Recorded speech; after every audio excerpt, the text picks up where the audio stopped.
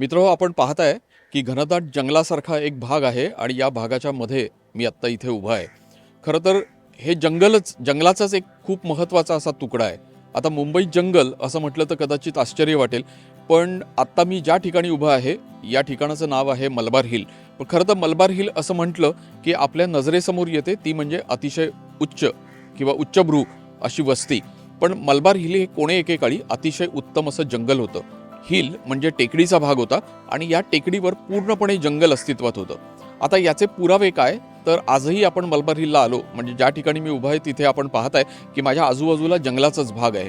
तर काही थोडेसे तुकडे जे आहेत ते आजही इथे उपलब्ध आहेत. मलबार हिलच्या इतिहासाबद्दल बोलायचं तर मलबार हिलचा इतिहास देखील फार जुना आहे. मलबार हिलला पूर्वीच्या काळी काही चांगली अतिशय उत्तम अशी जीवाश्म देखील सापडलेली आहेत.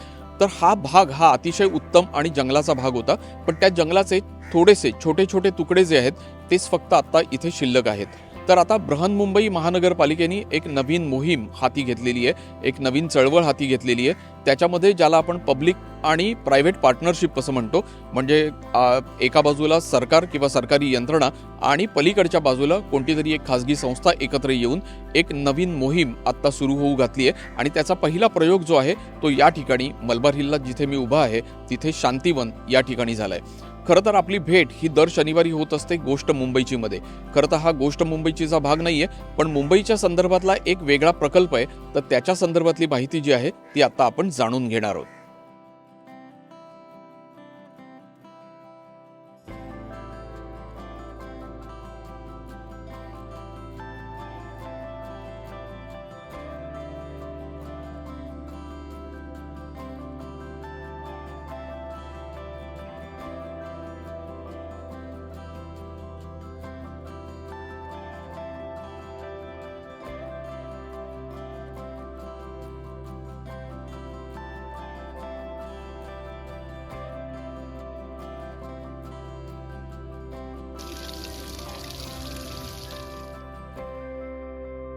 तर मलबार हिलमधला हा जंगलाचा तुकडा ज्याचं नाव आत्ता शांतीवन असं आहे, यापूर्वी ते पालिकेचं उद्यान होतं.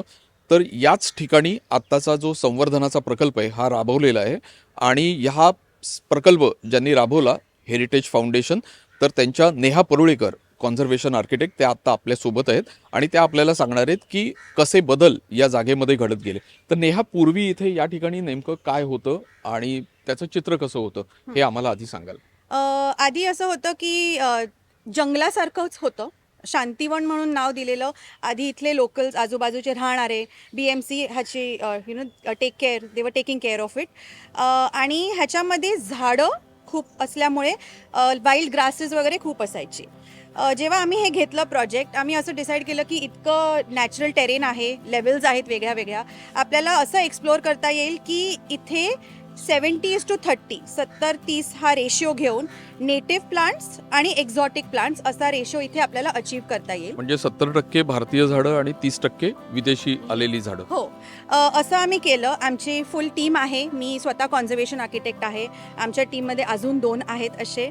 आमचे बायोडायव्हर्सिटी कन्सल्टंट्स आहेत. आम्ही एकत्र येऊन असा प्लॅन केला की हे गार्डन एकतर पूर्ण यूजमध्ये गेलं पाहिजे आणि असा यूज पाहिजे की तिकडे अवेअरनेस बिल्डिंग होईल, म्हणजे माहिती मिळेल की आपली झाडं काय होती, आता आपल्याकडे ही झाडं नाही आहेत आणि ही आपण परत आणली तर कार्बन सिक्वेस्ट्रेशन नीट होईल, आपलं वातावरण चांगलं होईल, क्लीन होईल आणि आपल्याला ही माहिती पण राहील की आपली महाराष्ट्राची झाडं ही काय होती आणि आता काय आहेत. एक साधारणपणे ज्यावेळेला आपण असं म्हणतो कॉन्झर्वेशन आर्किटेक्ट, तर त्यांचं बेसिक काम काय असतं? म्हणजे आता हा तुकडा तुमच्या हातात आला तर त्यानंतर तुम्ही काय केलं, म्हणजे कशा पद्धतीने स्टेप बाय स्टेप असं सांगता येईल? हो, एक तर बेसिक असतं की जे आहे ते आपल्याला तसं ठेवायचं आहे, कारण ते इतके वर्ष राहिलंय, म्हणजे त्याच्यामध्ये काहीतरी पॉझिटिव्हिटी आहे. तर आम्ही नॅचरल इथे फॉर एक्झाम्पल हे पाथवेज, इथे पेवर ब्लॉक्स होते पण आम्ही पाथवेज तसेच ठेवले, त्याच्यावरती स्टोन क्रीट टाकलं जे एक राजस्थानी नेटिव्ह आर्टवर्क आहे, जिथे आपण पेबल्सवरती इट्स लाईक अ थेरपी, आपण पाय चालतो तर that is like a therapy Wien you walk. So छोटे छोटे असे चेंजेस करून कसं बेटर करता येईल, that is what conservation does. Of course आपण ऐतिहासिक बिल्डिंग बघतो ज्या रिस्टोअर आम्ही करतोच, पण हे असं प्रोजेक्ट आहे जिथे आम्ही ग्रीन स्पेसमध्ये रेस्टोरेशन केलंय. तर याच्यामध्ये काही आव्हान असतं का? म्हणजे ज्या वेळेला तुम्ही बिल्डिंगचं करता त्यावेळेला त्याला एक ठराविक काय त्याची रचना असते, स्ट्रक्चर असतं, हो. आधीचं काय आहे ते बघून तुम्ही ते कॉन्झर्व कसं होईल असं प्रयत्न करता.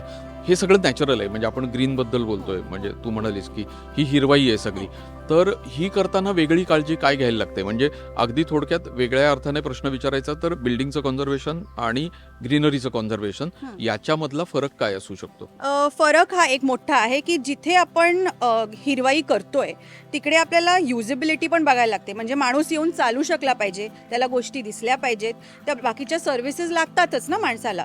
तर पाथवेज, वॉशरूम फॅसिलिटीज, शेड्स, गझिबोज, ॲम्फिथिएटर, बसण्यासाठी जागा, सायनेज, या सगळ्या डिझाईन एलिमेंट्स एकत्र करण्यासाठी इको फ्रेंडली मटेरियल वापरणं किंवा लाईट वेट ठेवणं किंवा ओव्हर पॉवर नाही झालं पाहिजे, म्हणजे हिरवं जास्त दिसलं पाहिजे, हे सगळे आम्हाला छोटे छोटे केअर्स घ्यायला लागले. म्हणजे जसं की इथे 2 शेड होत्या, तिथे पत्रे लावलेले शेड होते, तिथे मुलं गरमीमध्ये असायची. आता आम्ही बांबू वापरलाय, बांबूचे शेड 2 मोठे आहेत, तर आता बाजूबाजूच्या शाळांमधली मुलं येऊ शकतात, they can be in the cool weather. असा एक छोटा, this is one of the intervention. जेव्हा मी इथे लाईट्स लावल्या, मोठ्या फोकस लाईट्स नाही लावायच्या, छोटे, कारण झाडं आहेत बाजूला त्यांना पण. सो एकदम 1 वॉट 2 वॉटची लाईट्स लावून एकदम ॲम्बियॉन्ट लाईटिंग असं केलं. सायनेज डिझाईन खूप मोठी होती, म्हणजे गेटपासनं आत येईपर्यंत तुम्ही कुठे चालणार, तुम्ही काय वाचताय, तुम्ही कुठलं झाड बघताय, कुठल्या झोनमध्ये आहात आणि तो झोन असा का आहे, ही सगळी माहिती आम्ही आर्किटेक्ट्सनी डिझाईन केली. आणि प्रत्येक ह्याचं इकोसिस्टममध्ये कसं आहे, मग त्याच्यासाठी पण झाडावरती कसं लावायचं, तर झाडाला मी ठोकू नाही शकत, एक वायर घेऊन बांधलं. सो हे छोटे छोटे these were conservation efforts. I feel की हिरवाईमध्ये असं पण होऊ शकतं. हे आमच्यासाठी पण पहिलंच होतं, बिकॉज आम्ही हे आधी नाही केलं आहे, पण आमचं फर्स्ट प्रोजेक्ट, पेट प्रोजेक्ट, आणि दिस इज बिकॉज ऑफ राधा. म्हणजे राधानी पहिल्यापासून एक गोष्ट सांगितली की आपण सेन्सिटिव्हिटी आणि अवेअरनेस या 2 गोष्टी एकत्र आणून ही डिझाईन करायची आहे. तर that was the idea. Thank you Neha या माहितीसाठी. Thank you so much.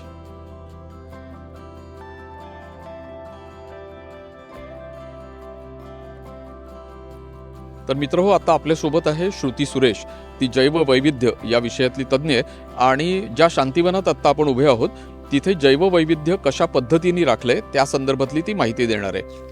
तर श्रुती, असं सांग की इथे कशा प्रकारचं जैववैविध्य जे आहे ते आपल्याला पाहायला मिळतंय आणि तुम्ही याचे वेगवेगळे झोन्स केलेले आहेत, तर ते नेमके काय आहेत? Yes, sir.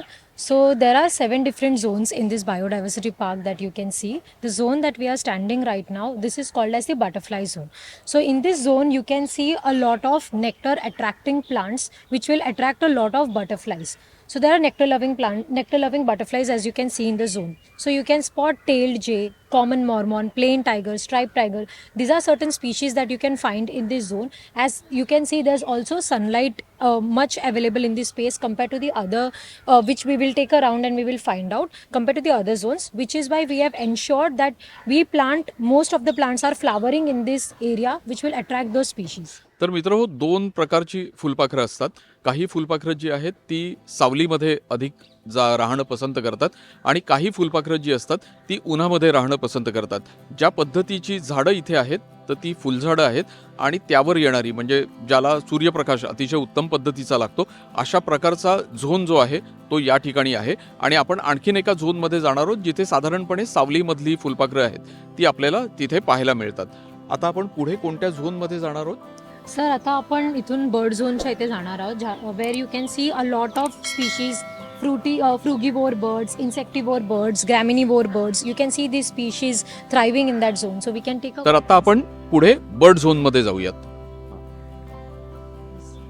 सो हा बर्ड झोन आहे, Yes. बरोबर? हो. येस. सो इथे आपल्याला साधारणपणे कोणत्या प्रकारचे पक्षी किंवा कोणते पक्षी पाहायला मिळतात? सर, इथे आपल्याला गोल्डन ओरिओल आणि green bee eater, black kites, common throated Kingfisher, हे सगळे पक्षी आपल्याला पाहायला भेटणार. तर आपण इथे विविध प्रकाराचे झाडं आहेत. तुम्ही पुढे दिसतात ते आपला कांचन झाड आहे, तो अट्रॅक्ट करतो आपला नेक्टर बर्ड्सला. सनबर्ड जे आपल्याला महाराष्ट्रामध्ये दिसतं. आणि मग आपल्या इथे कोकोनट आहे, देन तिथे आपला गोस्ट ट्री आहे. So lot of species you can see in this area, where you can find from a small nectivore bird to an insectivore bird to a predator like shikra, that also you can spot in this zone. So इथे आता आपल्याला अगदी कांचन पण खूप छान फुललेला हो. दिसतोय. येस. तर खूप चांगल्या पद्धतीची फुलझाडं बेसिकली जी आहेत ती या ठिकाणी आहेत आणि फुलझाडांवर जे येणारे पक्षी आहेत तर त्यांचा उल्लेख तिने केला, तर ते पक्षी आपल्याला इथे पाहायला मिळतात. सगळ्यात महत्त्वाचा उल्लेख तिने केला, शिखरा हा मोठा पक्षी आहे, तुलनेने आकाराने मोठा असा पक्षी आहे आणि तो सगळ्यात महत्त्वाचा मानला जातो. बरोबर? Yes sir, yes sir.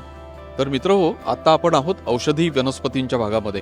म्हणजे माझ्या उजव्या हाताला आणि डाव्या हाताला असं दोन्ही ठिकाणी औषधी वनस्पतींचा भाग आहे. तर या विभागामध्ये आपल्याला कोणत्या वनस्पती नेमक्या पाहायला मिळतात?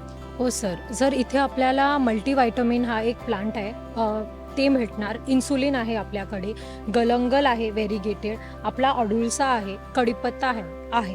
So the plants that we have selected here, we have ensured that they have this vital medicinal properties. So as you can see, multivitamin has a lot of multivitamin properties. So once you eat the plant, you can get those kind of essential vitamins. Insulin, definitely for diabetes. Then we have panfuti, which helps with the kidney stones, and kala adulsa, of course, with the cough. So these are सध्या the खूप plants you can see. कफाच्या तक्रारी लोकांच्या वाढल्या आहेत, तर हो. त्यावेळेला अडुळसा वापरला जातो. आता आपण अडुळशाची बाटली विकत घेतो, पण पूर्वी मात्र हा अडुळसा जो आहे त्याची पानं घेऊन त्याचा काढा जो आहे तर तो केला जायचा. तर अशा प्रकारे आता इथे आपण औषधी वनस्पतींचा भाग पाहिलाय आणि आता आपण पुढे जाणार आहोत इतर कोणत्या भागामध्ये? सर, इथून आपण इंडिजिनियस झोनला जाणार आहोत. ओके. तर जिथे आपल्याचकडची म्हणजे भारतातली झाडं जी आहेत ती आपल्याला पाहायला मिळतात त्या भागामध्ये आपण जाणार आहोत. चला तर आपण बघितलं की हा संपूर्ण जंगलाचा भाग होता मलबार हिलच्या, त्यामुळे इथे आपल्याला खूप मोठे मोठे वृक्ष दिसतात. तर हा भाग जो आहे हा तुम्ही अजूनही तसाच म्हणजे अगदी अस्सल भारतीय वृक्ष त्यांचाच भाग ठेवलाय. तर इथे आता आपल्याला कोणते कोणते वृक्ष पाहायला मिळत आहेत? सर, हा झोन आपण इंडिजिनियस झोन बोलतो, का पण इथे आपल्याला 100% native species native to Maharashtra you will find in this zone. So here you can find आसोपालव, फॉल्स अशोका म्हणतात त्याला, आपला अर्जुन आहे, देन सप्तपर्णी आणि आपली दामिनी, पुत्रंजीवा, jackfruit. These are the species that you can find in this zone.